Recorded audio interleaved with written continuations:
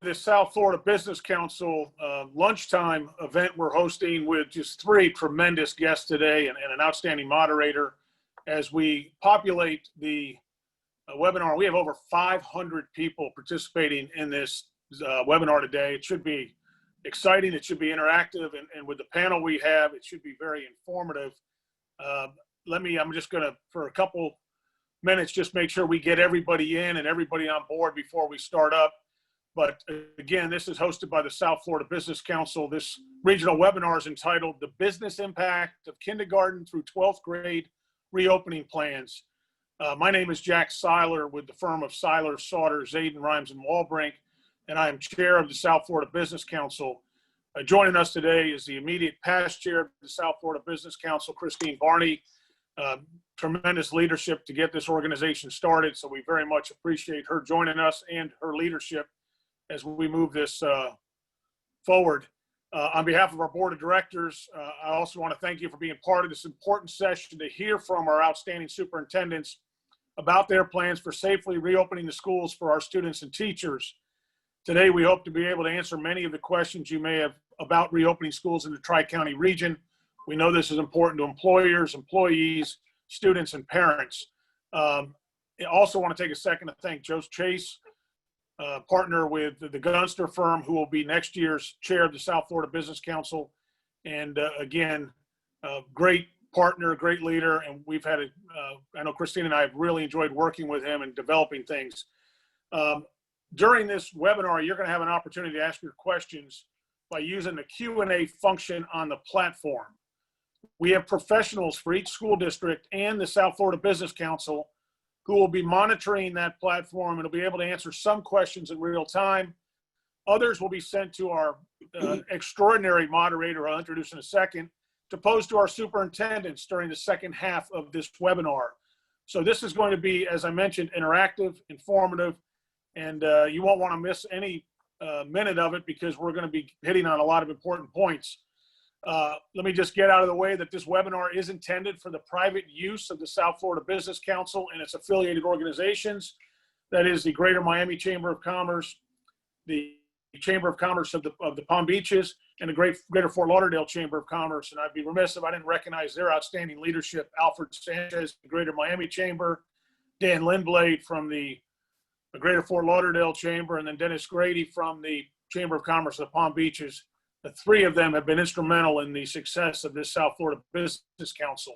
So this is being recorded and it's for the express and private use of the South Florida Business Council or the three chambers. And we ask that any rebroadcast be only with our permission. Without our permission, that would be strictly prohibited. Now, we want to let you know what you told us leading into this. Upon registration, we asked you several questions, and we're now going to review your responses. We could ask those to go up. Later in the hour, we will have some additional polling to help us arrive at a consensus. Let me just show you. First, we asked, how much of an impact do school reopening plans have on your employees and overall business health? Look at these numbers. You see here substantial numbers, over 50% talk about a critical impact.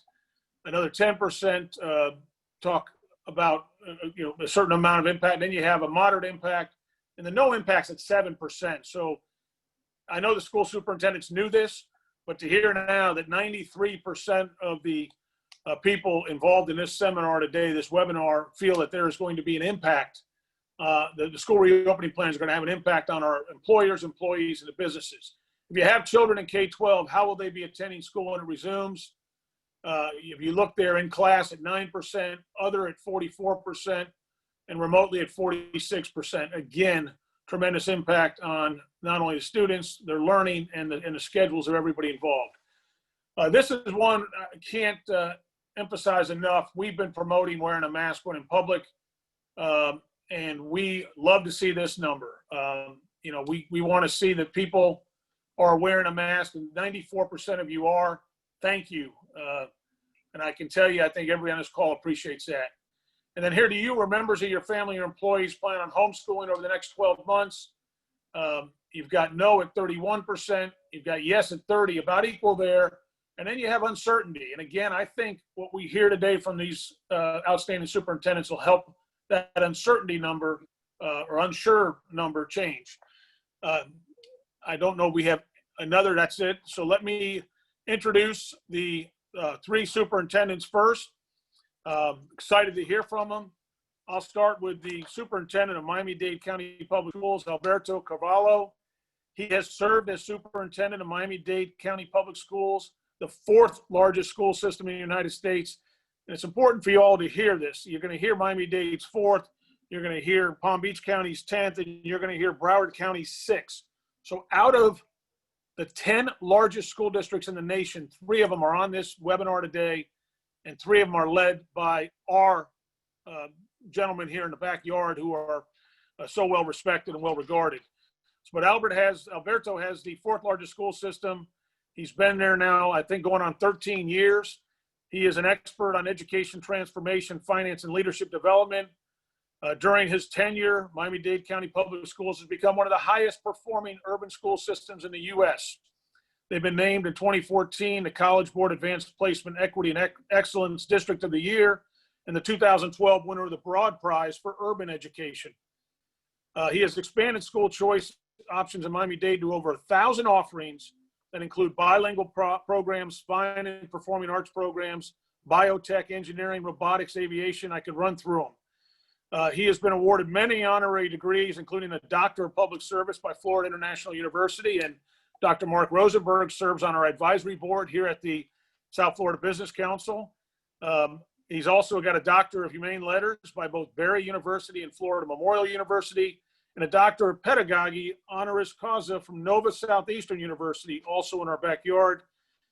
And he's even been honored by the President of Portugal with the Order de Mérito Civil. So I was impressed to see that, and by Mexico with the Ophelia Award. So we'll get to you in a second, but welcome Superintendent of Miami-Dade County Schools, Alberto Carvalho. Thank you. Next up will be the Superintendent of our Broward County Schools, Robert Runcie. He is the superintendent of the nation's 6th largest school district, over 270,000 students in 337 schools, and approximately 30,000 employees. He is committed to educating today's students to succeed in tomorrow's world, and he knows firsthand how a high-quality education can transform your life. He was born in Jamaica, moved to the United States as a young man, and became the first member of his family to attend college. Graduated from Harvard University and earning an MBA from Northwestern University in Chicago. And I know he still has those Chicago ties. He joined the Broward County Public Schools about a decade ago now in 2011. And with the support of a dynamic school board that he loves to promote, he developed a strategic plan for the district focusing on 3 key areas: high quality instruction, continuous improvement, and effective communications. He's spearheaded technology innovations in the classroom and worked with so many public-private partnerships, including one with our Orange Bowl Committee, as well as Dr. Carvalho has also got one going with our Orange Bowl Committee. We appreciate that. Under his leadership, Broward County Public Schools has become the only Florida school district selected for a unique partnership with the national nonprofit Code.org to increase student opportunities to learn computer science. His leadership has netted the district numerous distinctions. I could run through them, but let me just state that just one of those being that he's got numerous schools recognized as the best in the nation by U.S. News and World Report. 10 magnet programs earned the prestigious National Merit Awards. Jack, we can't hear you. Is that better? Did we lose me? No, No, you're fine. You're fine, Jack. you were fine, Jack. We could hear you. Yeah. Okay. You're But fine. someone said they couldn't hear me. My apologies. We still hear nothing, Jack. I'm so sorry. All right, that might just be you, Albert. I don't know, because I think everybody else can hear. Is that Joe? Can you hear? I can hear you.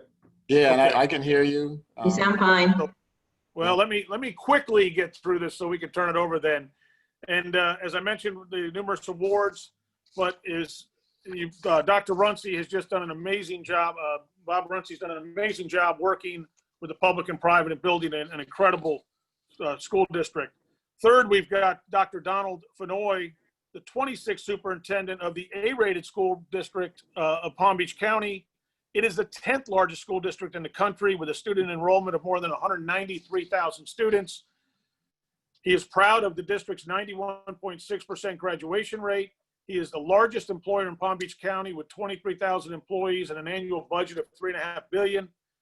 He's been honored for his outstanding accomplishments in the field of public education and for being among the most notable 125 alumni of Florida A&M University during the school's 125th anniversary celebration.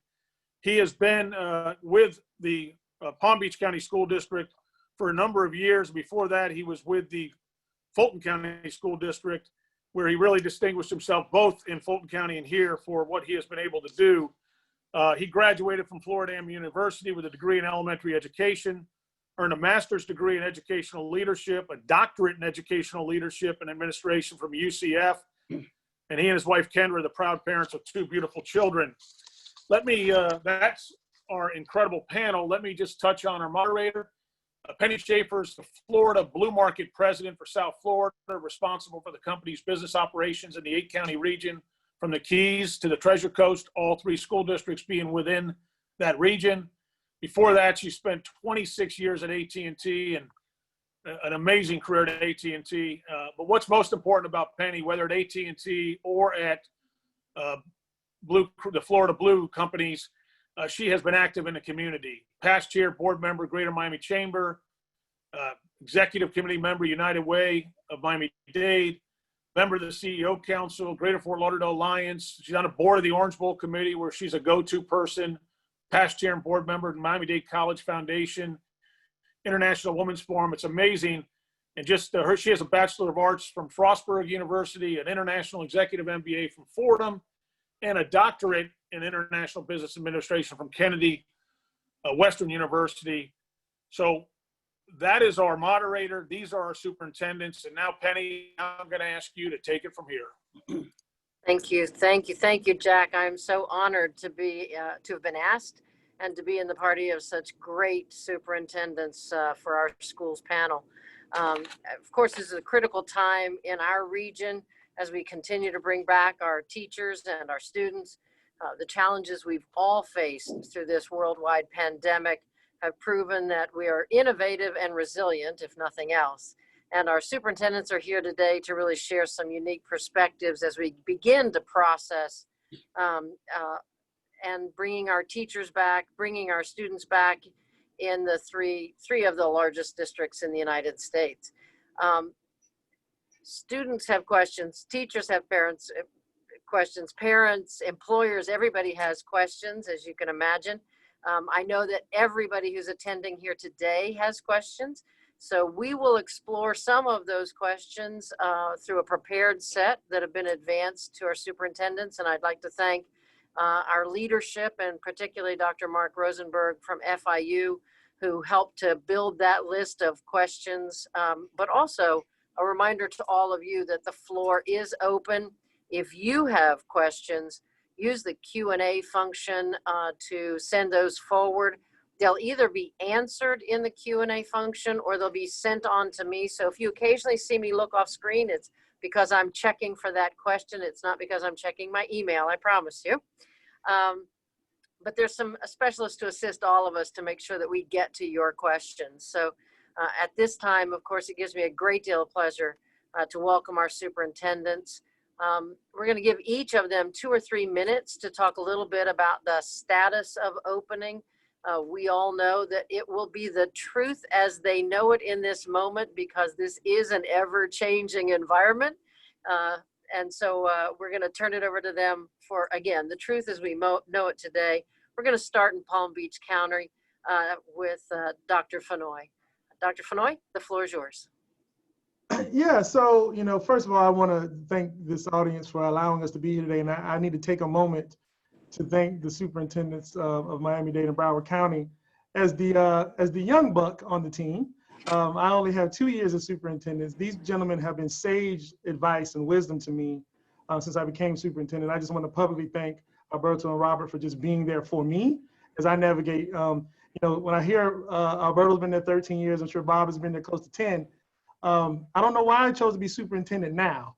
So I've learned a lot in my 2 years, but again, thanks to those two gentlemen, I think we're doing a pretty good job. Here in Palm Beach County, just like everywhere else in the country, this is paramount. For us our number one priority is getting our kids back in brick and mortar.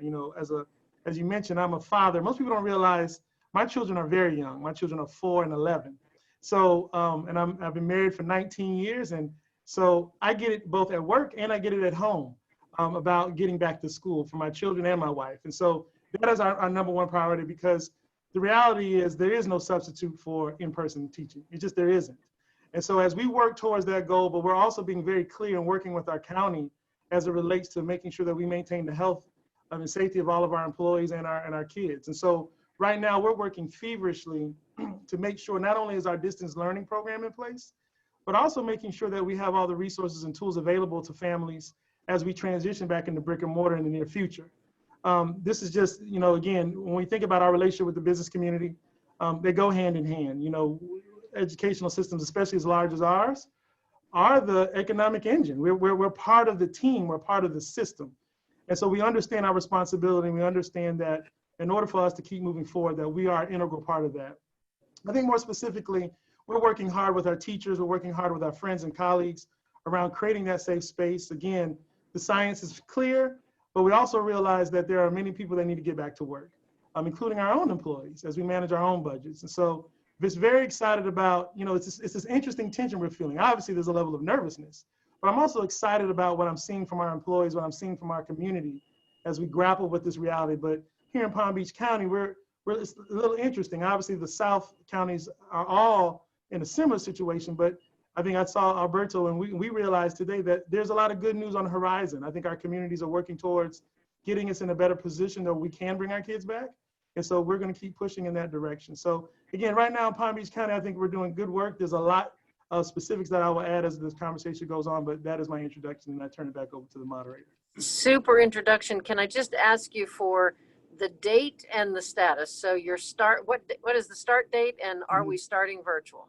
So our board pushed back our start date to August the 31st. We are right now we are slated to start virtually, and we are prepared for that. Yes, ma'am. Thank you so much. And now I'll move on to Robert Runcie in Broward. The floor is yours. All right, thank you, Penny. And just like to certainly echo the same to have my two colleagues here, Alberto and Donald. Certainly is a pleasure to work with them in this region. Our fates are interconnected. We have employees, staff that live in other counties that cross boundaries each and every day. So there's a good deal of collaboration that needs to happen, especially in times like this. We will start our school year tomorrow, August 19th. That was our original date. We've kept to that. We'll be 100% e-learning online. And we felt we had to keep that date to the sooner that we can get our kids into some kind of structured learning routine, the better it is for them. You've all heard about summer learning loss, summer slide, as well as the COVID slide. Anything we can do to start earlier and move and accelerate learning, we believe will put them in a good position. One of the things that we were focusing on is e-learning. So we spent the vast part of the summer with a laser-like and intense focus on improving the quality of e-learning through substantial professional development for our teachers. We learned from the last 12 weeks of schools that there were some things that were being done very well. There were some inconsistencies. So we've worked to rectify that. So again, they're getting training on the tools that we use, also effective strategies in that space. And I'm pretty impressed with what many of them have been able to do. Our teachers will also be able to teach from the classroom. We're providing them that option. Many of them feel that's a better space for them to utilize. They've got their resources there, they're manipulative, so that'll be a change. Also, it's our expectation that they will be delivering live video and face-to-face classroom instruction and support to our students. That's a change from where we were before. So that will enhance what we're doing. We'll also have online academic support, essentially a hotline after hours from 3:30 to 9 every day for parents and students. You can consider it like a homework hotline where they will get live instructional support from certified education professionals. So that's pretty key.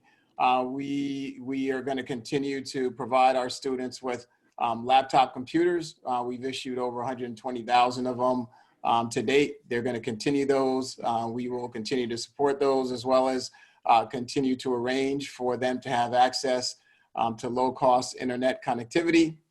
And in some cases, we're providing free mobile hotspots. We've secured a few thousand of those to students who have housing insecurity or significant financial hardships.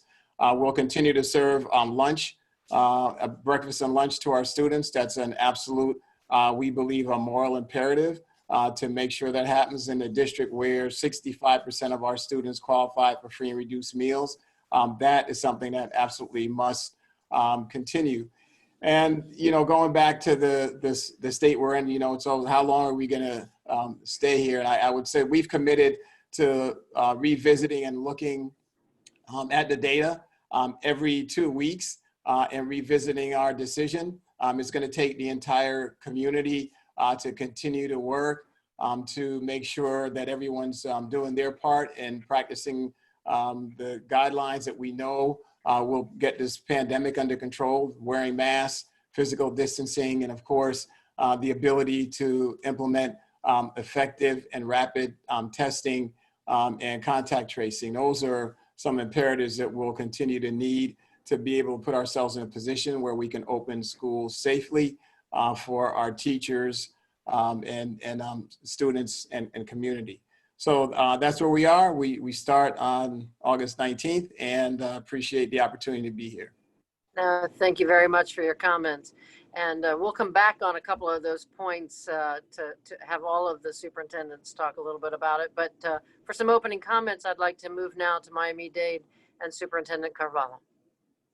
Thank you so much. Great to see you, Penny, and great to be in the company of two dear colleagues and friends, Robert and Donald, and to have the opportunity to address the business community in the greater South Florida area.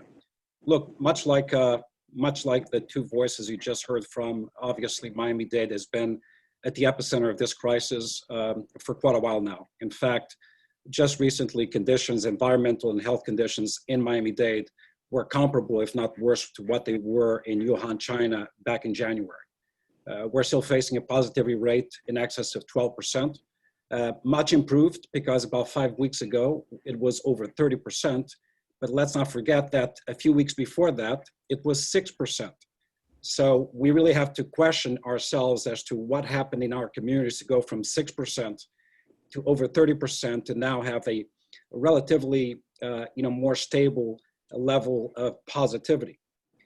I'm not going to bore you with the data that we use as gating criteria to make the decisions regarding the reopening of our school systems, but trust me that it has been informed, continues to be informed by the best minds in the public health and medicine, including a former Surgeon General of the United States of America, the head of pediatric medicine for University of Miami, and the top epidemiologist for FIU. So we've developed a set of criteria to guarantee that the return to physical schooling, which for us represents the highest imperative, where there is no equal or comparable second best, is all that drives our work. And we have 8 different criteria and metrics that we examine every single day. Much like Robert, we're ready to pivot the modality of teaching based on improved conditions. But let's go back very quickly to earlier in the year. We began monitoring COVID-19 as early as January. And we made the bet that conditions in the world, and certainly here in the US, were not necessarily going to improve overnight. They were going to get worse before they would get better. And we devised an instructional continuity plan that assumed the very worst in our school system, meaning conditions will get to be so bad that our entire school system will have to shut down. We made the decision to shut down a day before Florida shut down its schools, March 13th, and we were able to very quickly achieve, as a result of early investments in technology, some of them funded by our bond. 100% connectivity, meaning every single child with a device in hand, with the potential to dole out in excess of 200,000 devices, 11,000 hotspots, average daily attendance around 91 to 92%. With that said, I think my two colleagues would agree. Attendance is one thing, the level of engagement, however, could vary wildly depending on home circumstances or professional circumstances facing parents. So we learned from our experience during the last quarter of last school year. We took the summer to improve all of our platforms, all of our technology. We're going to start this year with a brand new platform, single sign-on, no need to access multiple platforms or applications, one single platform for all 1,200 courses that our teachers will use, a great deal of professional development in the summer, and intensive professional development starting right now, actually on the 24th. 1 full week of all-day professional development on this platform, in addition to a full week of student and parent orientation, critically important for us.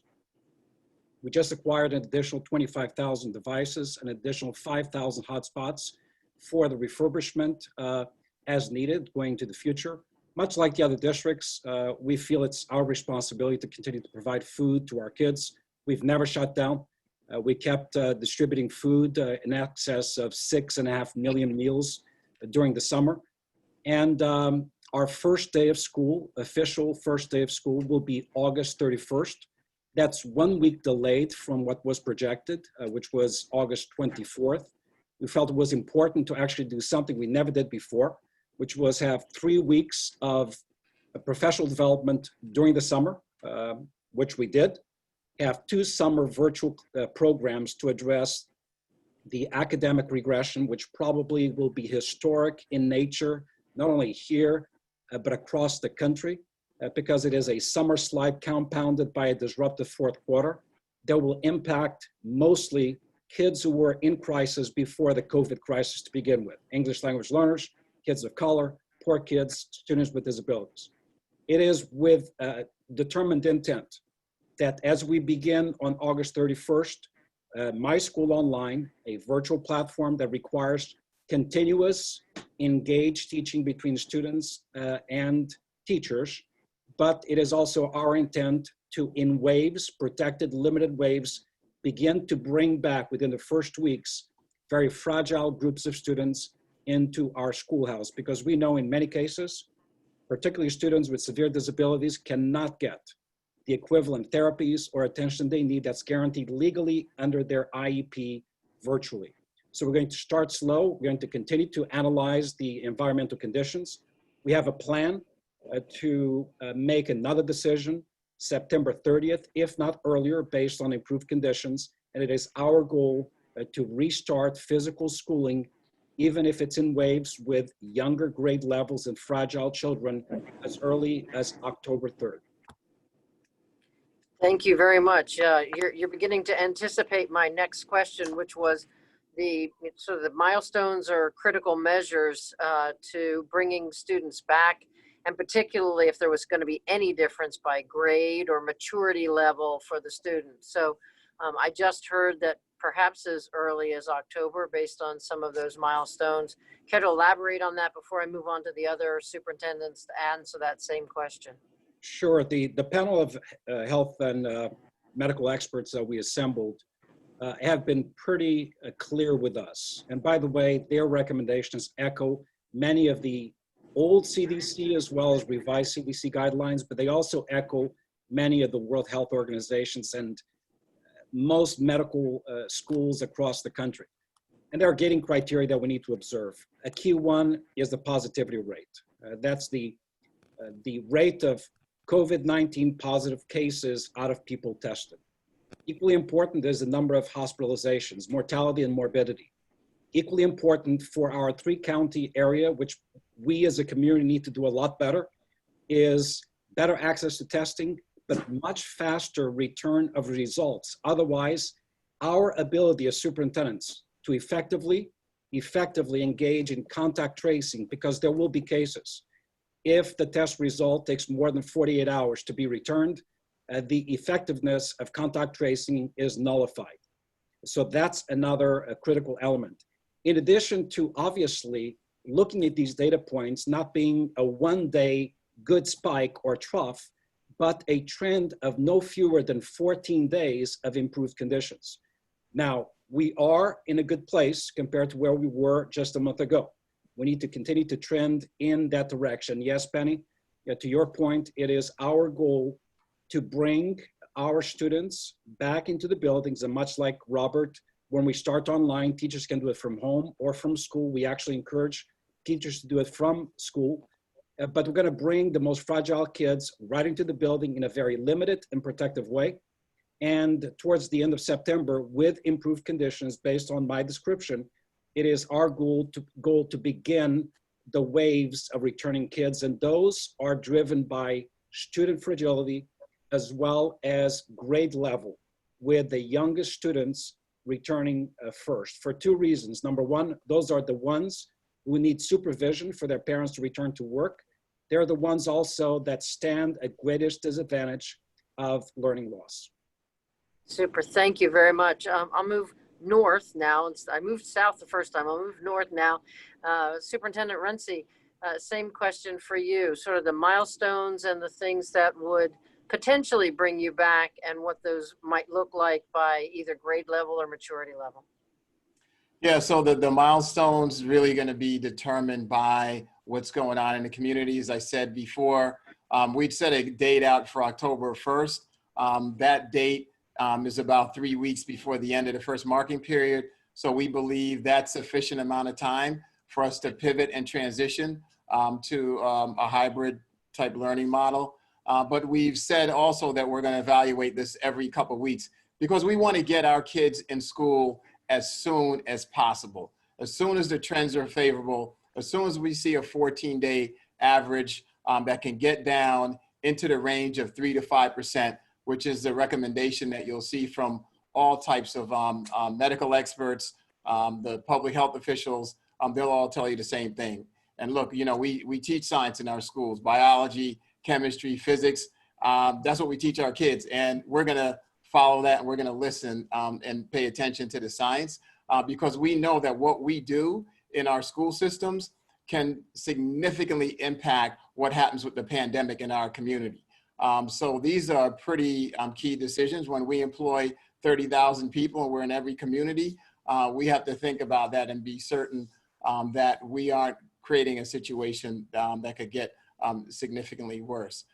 So that's our plan. Every couple of weeks when we do return to school, the first and most vulnerable group that we are dealing with are our special needs students in self-contained classroom and some of our specialty schools.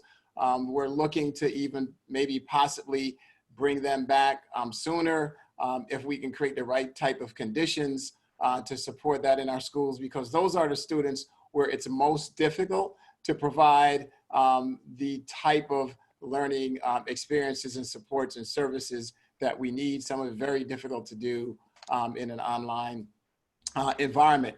When we do open, we will open with a hybrid model across the system that will consist of about a third, based on the data that we've gathered in about 3 major surveys with parents. The last one captured about 140,000 student responses from parents.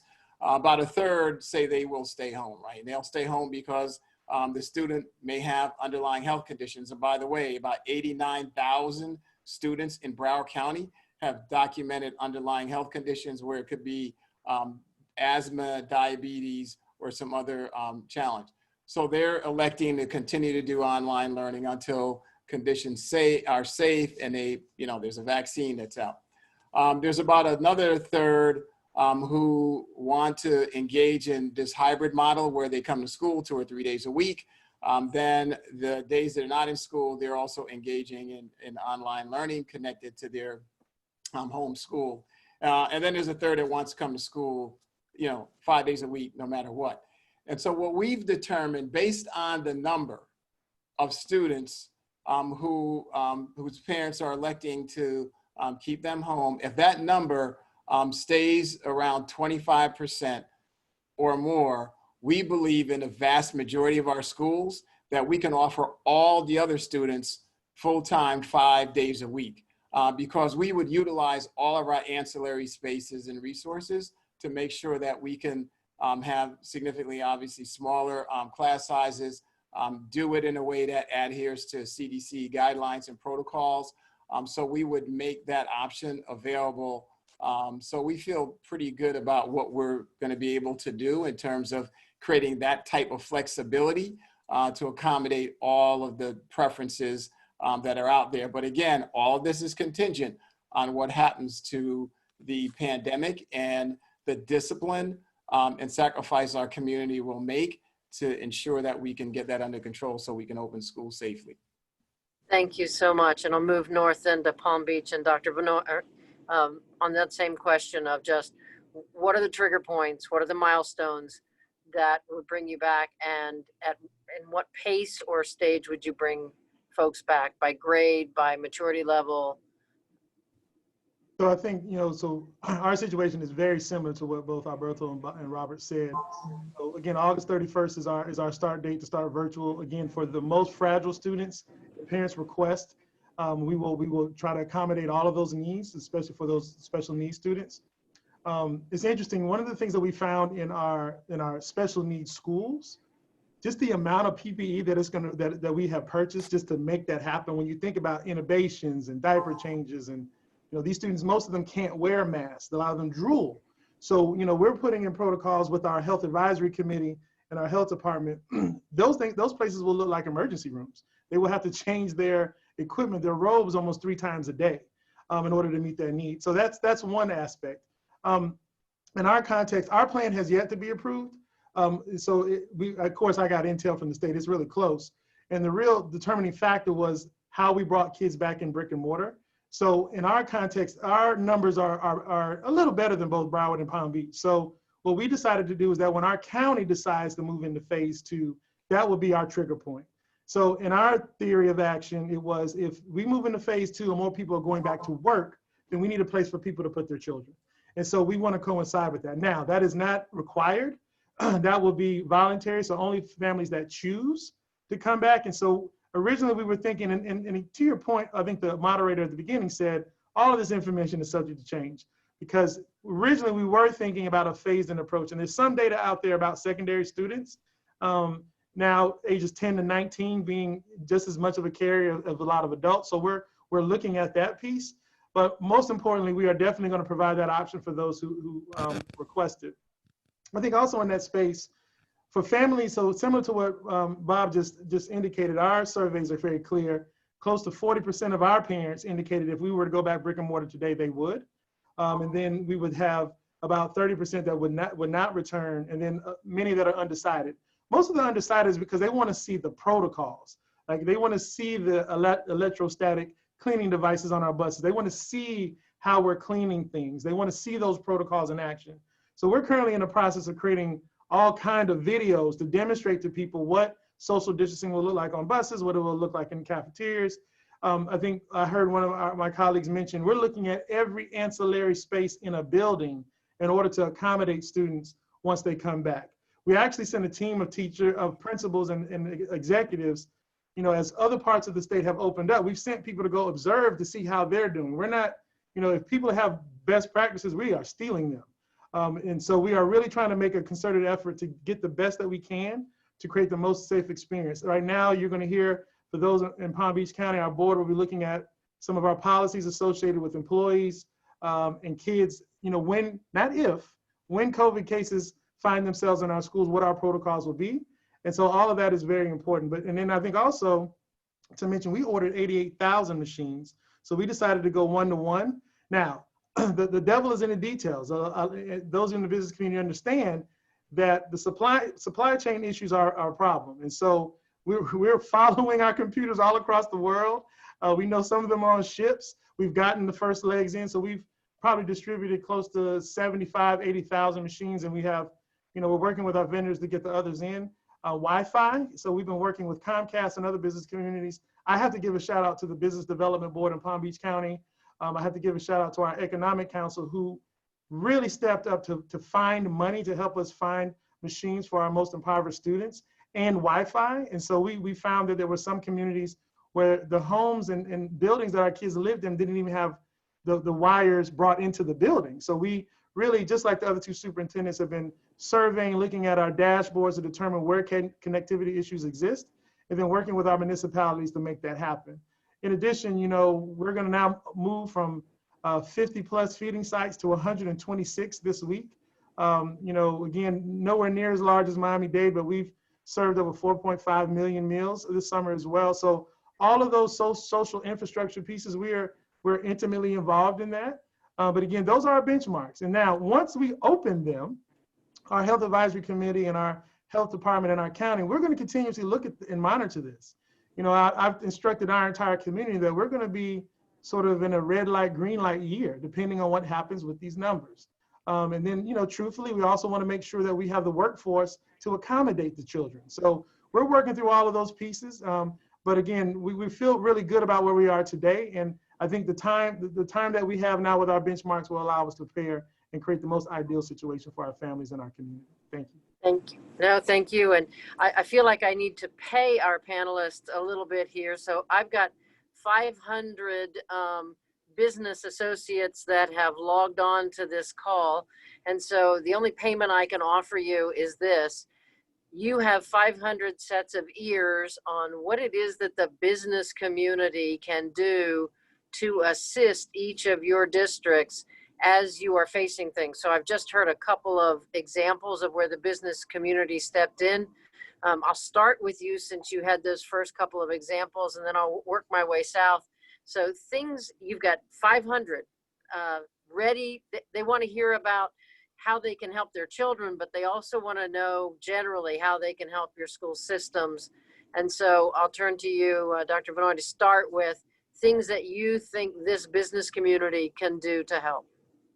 Yeah, I think, honestly, the biggest area of help is flexibility with your own employees. I think, as I think about, in my context, we are allowing, in order to maximize the online learning experience, to make sure I had enough employees in the contained environment, I am allowing my teachers to bring their children into their classrooms with them so that they can engage in the distance learning program. And so that's my way of sort of modeling to the business community, my flexibility to make sure that, again, because if we have to shut down classrooms, or Lord forbid, we have to shut down schools because of outbreaks, business partners are going to have to understand those families are going to have to make decisions and choices.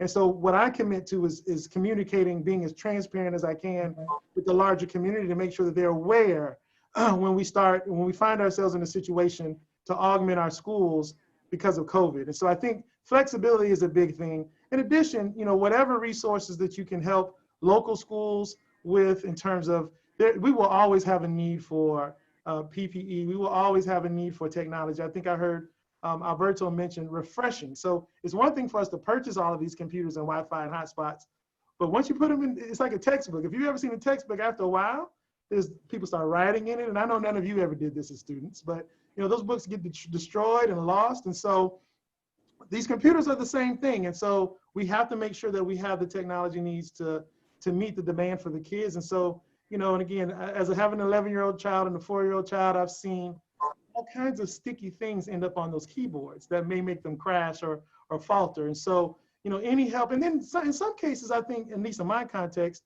our business partners have been great with helping me think through the business side of the district. We went through a downsizing exercise in the spring in order to get ready for potential realities of our budget. So I was able to shave $20 million and put that in the bank for the board in case we get a call to adjust our budgets mid-year. So just helping me in particular, ideas on how to continue that work, but flexibility and support is really what we need from my context. Thank you. Thank you so much. Superintendent Runcie? Yeah, so I'd echo the first point, absolutely giving your employees flexibility and understanding and grace as we go through the ups and downs of this pandemic. Look, the trend lines look favorable now. If we can continue to maintain that so we can get our schools open soon. But we also know there's a possibility of some other wave coming, especially during the winter and flu season. So we've got to have flexibility as well as dealing with circumstances that they come up in each and every school. The second thing I would say is that, look, our campuses are closed, but learning never closes. And so our kids continue to still need things like supplies. That's why I've been out the last couple of days with some businesses, including Office Depot, the Marlins, AutoNation, Broward Education Foundation, providing backpacks full of supplies to kids. They'll still need that. Many kids can't afford to have any of those things. They might have gone into schools and were able to receive those. But now that they're home, we got to make sure that they've got the resources to be fully engaged and productive in learning. So organizing supply drives and things for your employees, that would be really outstanding. Another piece is we continue to push early literacy in Broward County. We've engaged our municipalities, some businesses in that. Last school year in May, we distributed over 250,000 books to our youngest learners in pre-K through second grade. They each got book packs that had 5 books in it and some other resources, but continuing to make sure that kids have those kind of resources with them is a plus. The other thing I would say, just 2 more things, is testing.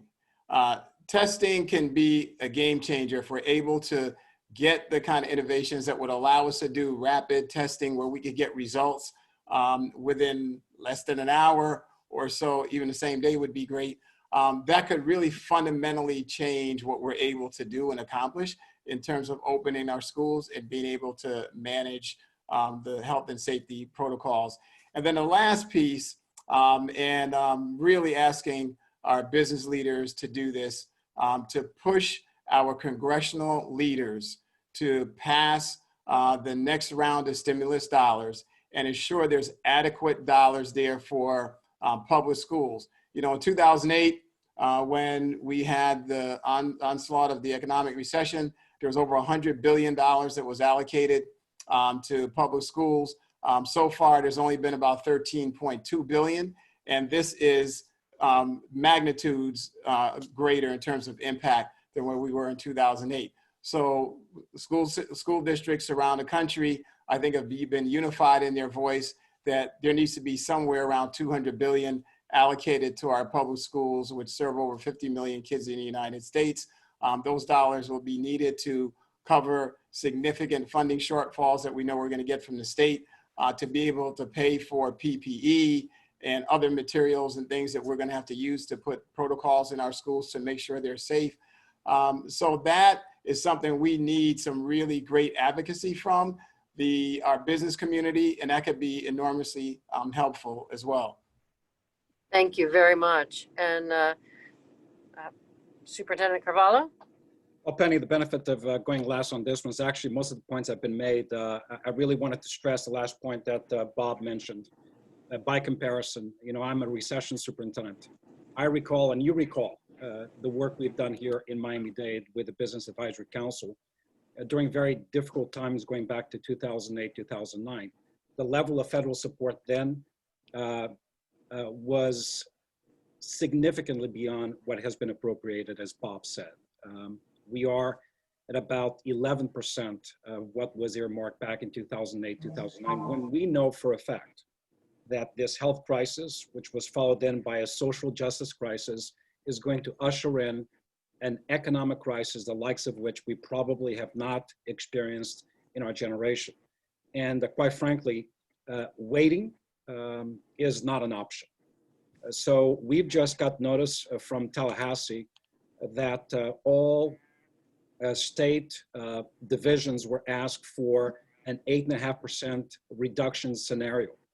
I don't need to tell you the impact that would have on critical areas like education, like healthcare. The only help, and by the way, the state thus far did a pretty good job in terms of setting aside about $8.5 billion, but they're burning in excess of $1 billion per month. So by the end of this calendar year, there will be no state reserves, which means we could have a special session and a massive, massive reduction in K-12 funding, pre-K funding, adult training program funding, which would be devastating for our school systems and our local economy. So I agree, business advocacy to support a second round of stimulus funding, CARES Act funding, but one that is highly accountable at the local level, meaning that hits local municipalities and school districts. The first time around, it didn't. So we need to be rather cautious. My second request of the business community would be, look, nothing will be normal this year. We're going to do our very best to educate children with the tools that we have and the support of the community. But having this idea that we will be inflexible as far as academic accountability is, as if everything was normal, does not make any sense whatsoever. I think the governor and the commission made the right decision last year to basically pause on the accountability measures statewide. I'm not saying we need to go to zero, but I think we need to look long and hard at how we evaluate the performance of schools, districts, and considering that student performance is tied to teacher evaluation, we need to take that into account. And the last request will be one that you've been, the business community has been terrific at. The fact that kids are starting this school year online, at some point they will pivot back to the schoolhouse. But we need the mentors, the tutors, the internships. You're very familiar with our summer youth internship program, our year-round internship program. Those virtual opportunities to begin with need to be established, and then they need to transition into face-to-face opportunities based on evolving conditions. And the last thing is, I think the business community, side by side with our school systems, recognizing the size of our workforce, can bring a degree of patience, calm, relative normalcy and routine to our families. And that goes with flexibility. We are working with over 200 different organizations to provide what I know is what the business community needs. Look, if we're starting online, there are parents in our community who do not have the option of staying home, and they may not have someone to care for their children in their absence. So we are working with about 200 different institutions to provide needed supervision of children as we begin the online process. I think business community support for those entities is also helpful and critical at this point. Thank you so much.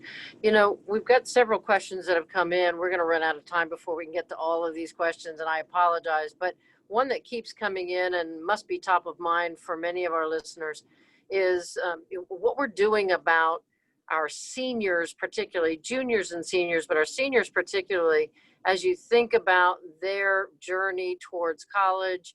Many of them are still in the search process. This is the season when we would typically be visiting college campuses. People would be really in their last stages of getting ready for college and for transitioning to college. Any programs that you want to talk about that are really focused on our seniors and how we're getting them ready for that critical decision and that transition? And I'll start with you, Superintendent Carvalho, and we'll work our way north again. Sure, I'll be very brief, give everybody an opportunity. We actually didn't wait and are not waiting for this August 31st to address that issue. As we described earlier, I think my colleagues agree, we're all facing academic regression patterns that will be historic in nature. We certainly don't want those kids who were in crisis to begin with to now be doubly impacted by the COVID crisis and have this mounting effect of learning loss or learning opportunity. So during the summer, as I said, we actually conducted 2 summer virtual sessions, one of them specifically targeting senior high school students to provide them with a twofold approach. Number one, we identified the lowest 25% performers in that cohort. Secondly, we identified those who were perennially unengaged, meaning during the quarter that we were online, they may have been present, but we know for a fact that they were unengaged. They produced little. So we have deep concerns about their performance. And so we did that during the summer, and we were able to actually boost graduation readiness, on track, on time graduation significantly through that at a premium. We paid quite a bit for it. We are now, as we start August 31st, we are adding actually time to schedule to a lot of schools to allow us for a ramp up and acceleration of full potential of these kids. That means more time for credit recovery in high need schools with high concentration of students who may not necessarily be on track to graduate because of this crisis. But you know what? We're also turning this crisis into an opportunity. A lot of things we never did before. We've been inspired and given the flexibility because of the crisis to actually do now. We're not going to let go of that. So we now know that in addition to the seat time that kids occupy, we can teach 24/7, anytime, anywhere by simply meeting kids where they are. That's not going to go away. So we're going to take advantage of that. That's why we made the decision, and I hope we will not regret it, I don't think we will, of actually leaving the devices in the hands of the kids during the summer, because that allows us to have a portal of connection, of communication, of information, of acceleration, of remediation with the kids, and through the virtual parent academy with the parents themselves. We're going to accelerate that as we start now August 31st. And then lastly, we are going to invest quite a bit of the CARES money that we've already received, not only to extend learning opportunities, but to provide more individualized, more personalized attention to kids in need, whether they are struggling high school students who may not be on track to graduate on time, or, as we know, kids who are in second grade, third grade, since third grade reading is the best predictor of high school success. So we're looking at all levels and expanding learning opportunities that are very personalized and individualized, using real people through wellness checks at home, using technology, using the ability to call, having hotlines, much like Bob does, where parents and students can call at any time, not only for academic support, but also social and emotional support and mental health support, but also when we return to school, the additional time, expert time they need to catch up. It is our goal to have, by the end of the 2021 school year, not only overcome the academic regression they experience, but actually elevate our students beyond that point of departure. Thank you very much. Superintendent Runcie. Yeah, I think the best way for me to describe this is that, again, the campuses are closed. We are still conducting business as usual. Our secondary students, they're going to have a master schedule that they go through, that as they would during the day. They're going to go into our system, which we've had in place. Fortunately, in Broward County, we had invested several years ago in a learning management system. It included a single sign-on solution that we built and have had in place for about 5 years.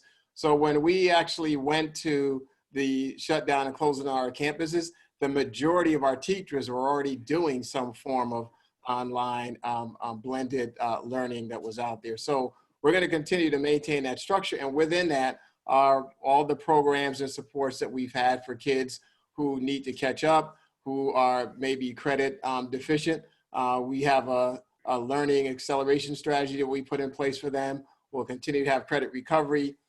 Their counselors and supports will be meeting with them, scheduling time. In some ways, some of that's even more effective in an online environment where you can do that on one-on-one. And of course, we're going to continue to have what I mentioned earlier, our after-school support hotlines and resources available to our students. So we believe that we'll continue to keep our kids on track and prepared for whatever they plan to do, moving on to colleges, universities, careers. We've got 3 of the best technical colleges in the world right here in Broward County, McFadden, Atlantic, and Sheridan. And we'll still continue to provide opportunities for them through that. Our career and technical education programs are still going to be going, and we're going to find ways to schedule those students to come in healthy and safe ways where they can get those hands-on experiences that they're going to need in order to meet their certification requirements. Perfect. Thank you very much. And Dr. Fennoy? Yeah, specifically to the seniors, I mean, again, as stated earlier, both my colleagues, and a lot of that we're doing. I think the only thing I would add is our guidance counselors have been working nonstop with our seniors specifically. And so we have great partners in Palm Beach State College with Dr. Eva Parker, and FAU with Dr. Kelly, and Palm Beach Atlantic. So, what we're doing is making sure that we're putting intense focus, similar to what I heard Superintendent Runcie say. These kids will have their same schedule whether they're in school or not. So we were very fortunate that when we built our online platform, it is seamless. So if the kid happens to show up on a Monday, but they had to sit home for 14 days, all they had to do was log into their classroom. So we're trying to keep that ebb and flow very seamless. I think it's also important to note for our seniors, we are really working hard with College Board and IB to bring, an ACT to bring testing back into our sites to make sure they meet these. But we're also in constant conversation with the universities. I mean, remember, just like K-12 education, they're evolving and changing, and just found out, I did some work at Chapel Hill years ago, they just shut down. So there's still a lot of conversations around what the college experience will even look like for the graduating class of 2021. So what our job is just to make sure that they have all their credits and they're prepared, and all the options that we typically provide for them are there. I think I would say to the business community, let's be realistic. They will not have the same type of senior year that all of us had. It's so, I mean, I can speak for Carvalho and Mr. Runcie when I can say it broke our heart not to be able to give them the graduation exercises and the proms that are part of the rituals of American public education. And so we're going to do everything in our power. I think our principals and all three of our districts did a Herculean job making it as special as they could. And we will continue to do everything we can. But I just want to be clear that, it's going to be different, but we understand the realities of what they're looking for. But ultimately, from my perspective, who I am, I need them ready to go into the workforce in the near future. So that's the priority as far as I'm concerned. And so as we continue to evolve and expand our career and technical education offerings, choice offerings similar to our colleagues, making sure kids are connected to the business community before they leave high school. So they have relationships with you guys. So when it's time for internships, they come home. That's one of my biggest issues with Palm Beach County right now is we spend a lot of money on our kids, but many of them end up in Atlanta and Houston and LA and New York. I need you to come home. We can put a lot of money into you. So we want you to come back home and join the workforce. So, we have an emphasis and focus on our high school kids, particularly our seniors, but we're trying everything in our power to make things as normal as possible. I'm very close to getting the hook on giving you your final statements, but I'm going to slip in one last question before we go to you for your closing remarks. So this last question is really, if you think about a learning environment, a stable learning environment at home, there are a lot of aspects to it. Part of it is about the parents having financial stability. Part of it is about the environment, literally, that they are in, sharing resources with siblings, all kinds of things. But everything that we're talking about is bringing stress into the home, whether it's about parents' employment, whether it's parents' attention while they're trying to balance work and supervision. What are the resources that are available to our students and families for the mental health challenges that they're facing right now? And if we could do that short, district to district, I think that question has come in several times. And part of that's the supervision and so forth. So anything that you might mention on that. We'll start with you, Dr. Benoist, and we'll work our way south. Yeah, so we're exceptionally fortunate and privileged to have a community that's so supportive. So we did a referendum 2 years ago that afforded us the opportunity to provide mental health professionals in every school in Palm Beach County. We also created a behavior and mental health unit in our police department, and I have a roving mental health triage unit that goes around. So we're actually still conducting home visits. So again, we have over 300 mental health professionals that work in the schools who have not discontinued their services. And in fact, similar to what I heard Alberto say and Bob say, part of our back to school training for our teachers, professional development, has been centered on the mental health. Because from my perspective as superintendent, we're not going to get into education unless we deal with what's happening in people's minds right now. And so that's employees and kids. One sort of negative aspect of this mode of work is that we're peering into our kids' homes in a way that I don't think any of us really wanted to see. And so typically that stuff manifests in the building. So now we're seeing these things and we must react. And so we have to remember, as kids transition employees. Domestic violence is on the rise. So as these things come to the building, we have plans to begin the process of healing, creating, so Google, we are Google certified district. So that's our platform. So we're working directly with Google. We have more Google certified teachers than anyone in the country.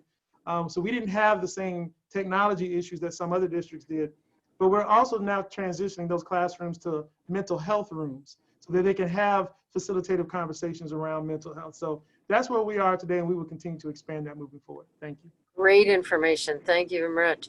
Superintendent Runcie?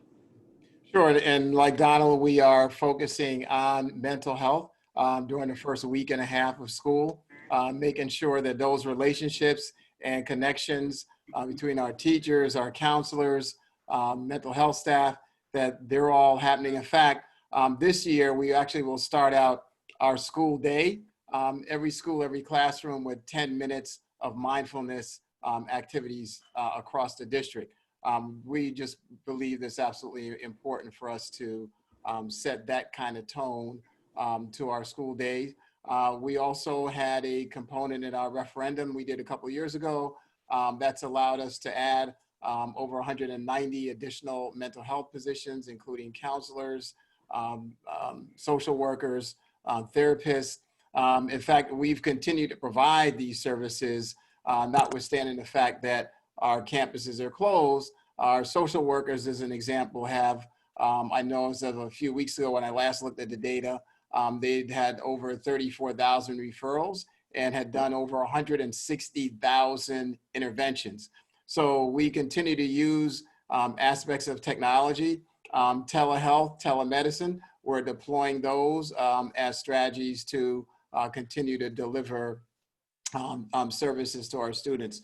The other thing I'd say to you that, yes, the fact that we've gone to this mode and now parents and others have developed a whole different shared level of understanding and appreciation for how difficult public education is. They've also become partners in ways that they've never really been before. And I think that is a big, big plus for us in public education, to have the level of engagement. And to give you a sense of what that looks like, through our Parent Community Involvement Task Force, that they held 4 sessions, 3 last week, 1 this week. They've had over 10,000 parents participating in each one of those. And then they had even more people going online who couldn't attend. So the last numbers I've seen were in excess of 60,000 parents who had gone on to these sessions, which are an hour and a half. We covered elementary school, then we did middle and high. We did our special needs, ESE. And then on Monday, we concluded with ESOL. There was some basic information across them, but we provided an enormous amount of information to parents on how they can actually engage and support their child in this e-learning moment with strategies and resources and supports. The feedback has been just incredible. We're now going to have to continue that. I think every 3-4 weeks, once a month, we're going to continue to launch some of those. But we need to maintain that level of connection. We know how difficult it is for our parents, but I think some positives are going to come out of this. I think we all know how essential technology is for us to eliminate the digital divide. Like what Carvalho had said, we have not collected our laptop computers. Our kids still have them.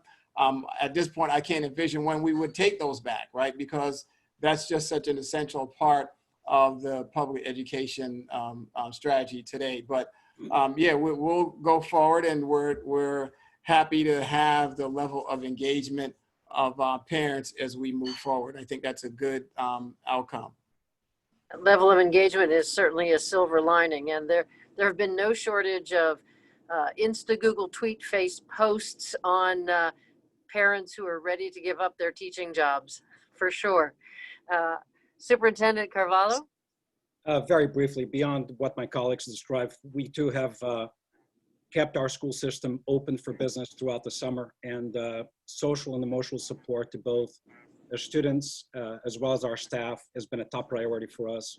We expedited a lot of staffings, evaluations for students, a lot of contact with parents, and a lot of training opportunities. We're going to accelerate that now as we approach the week of welcome, which for us is August 24th through the 28th. And when we will really strategically will engage every single family, student, and teacher, as I said earlier, in a week-long orientation, our week of welcome, our WOW weekend, week. And students, parents, and employees will receive training, resources on distance learning, day in the life of a student that's age appropriate, wellness, getting organized, and more. A lot of parent webinars will take place Tuesday, August 25th, not only online, but also using WLRN TV to address questions submitted by the community over the past weeks. So we're going to provide that information. I mentioned earlier, we have a Parent Academy virtual campus, which will offer on-demand webinars in a multitude of languages to address the questions that parents have been asking based on our surveys. All the students will return to school on August 31st. And as I said, empowered by a single robust platform, which will make it very easy for the teacher, the student, and the parent. Look, the parents, during the last quarter, they had a front row seat to their kids' education. They saw what worked and what didn't work. They're not going to take a back row seat. I think Bob is absolutely right. We need to leverage this as an opportunity for greater parental engagement. And last but not least, we're going to have a Tech Talk program multiple times with multiple languages aired around the clock on WLRN to address, again, a lot of the frequently asked questions by parents. And our hotlines are active as we speak for parents, teachers, and students regarding distance learning, regarding how to get assistance for homework, regarding mental health support, social emotional needs support, technology repairs, whatever kids, parents, teachers need, we are open for business. I'm looking forward to August 31st. Actually, I'm looking forward to August 24th, our week of welcome. And it's going to be a different year, but I am hopeful that in due time, conditions will improve and we'll be able to come back to our schoolhouses to have that all important organic physical interaction between teachers and students. Thank you very much. So the last 10 words, pick them carefully. I'll start with Superintendent Runcie. Sort of your final statement to this group of people who are so interested in the work that you're doing, so appreciative of the work that you're doing, and would like to be supportive. But sort of your final comment, if you would, to this audience, Superintendent Runcie. I would, last 10 words, I would say we're all in this together. So let's give ourselves some patience, grace, and love as we get through this most difficult challenge that we will have in our generation. And we need to do it as examples for our kids. Fantastic. And I'm not counting. We'll call it 10 phrases at that point. Dr. Fennoy. Yes, so I look forward to at some point meeting everyone on this call. And again, as the young superintendent, the new one, I would ask all of you, when you meet me, please don't say to me, I don't envy your job and I don't want your job. There's just something about that statement that I hear every day that makes me start to question myself. But no, in all seriousness, I think I had to go along with Bob. A lot of patience, a lot of, but also I think to keep pushing. I think there's a certain reality about the totality of our community situation. So just keep pushing and working with us. Thank you. No, thank you. And to round it out, Superintendent Carvalho. Thank you very much. Penny, you've heard me say this before. The journey from the impossible to the inevitable, and certainly it seems right now the conditions we face are impossible conditions, but the inevitability of returning to school and forcing the collective success of our communities through public education is undeniable. It is needed. It is the most important thing we need to enable in our communities. We need to have the right amount of belief that we can do it, the right amount of skill, meaning the right people doing the right work, and we spoke about it. There are things outside of our control that we need to improve in our communities. The expediency of testing, the results, contact tracing, having more forceful messaging about what we behaviorally must do if we want conditions to be appropriate to return our schools.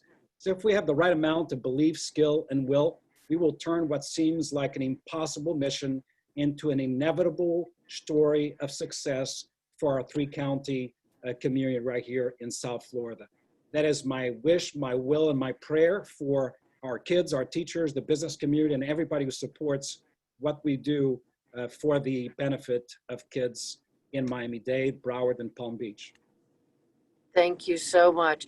You know, the Skype, a Zoom Teamathon thing, this platform that we have is wonderful because it brings this many together, but it's very difficult for us to show you how much we appreciate. There is no way to show you through the applause that you would normally get had we been on a stage in a beautiful venue someplace. So let me just say that if you could only hear the applause that I know that is happening, and we thank you very much for the time, and I'll turn it over to you again, Jack. Well, thank you, Penny. And all I can say is, wow, when you think about the future of our children, the future of our families, really the future of our community and our schools, they are in great hands. All three of these gentlemen have done such a remarkable job. And on behalf of the South Florida Business Council, the Tri-County Chambers of Commerce, thank you to Robert Runcie, thank you to Alberto Carvalho, and thank you to Donald Fennoy. I am more optimistic today than I was yesterday about the future of our community because of your leadership. So thank you to you, all three of you. Secondly, Penny, amazing job as always. I always like to think about the fact where South Florida would be without you. You are a true treasure, and you are so invaluable in all three counties and beyond. And so Florida Blue is fortunate to have you. South Florida is fortunate to have you. And today the South Florida Business Council is very fortunate. So thank you again, Penny. Outstanding job. And third, we want to thank all the people that joined us today. I'm sure you're going to come away from this webinar more optimistic, more positive than we started this webinar. We've heard so many negative things through the media. We read so many negative things. But when you heard it directly from these three leaders, these educational leaders that have taken responsibility for our children, I feel better about all three school districts, feel better about the future of public education in South Florida. So thank you for joining us for this webinar. And we'll get other questions answered. We had so many questions coming in between the chat room and the various places. But members of the staff of all three school districts, as well as the South Florida Business Council, will be getting back to you on a lot of these questions because it just got too popular with the questions. In closing, though, I do want to once again thank Christine Barney and Joe Chase, my colleagues on the South Florida Business Council, and especially the great leadership we get from the three chambers with Dan Lindblade, Dennis Grady, and Alfred Sanchez. Guys, keep up the great work. To everybody out there, stay safe, stay healthy, stay well. Please look forward to our next webinar. We'll be hosting another one coming up. It may involve the upcoming legislative session. It may involve the county administrators. We're all are in the works, but the South Florida Business Council is pleased to join us today and very appreciative of you joining us for this noontime webinar. God bless you all and stay safe. Thank you.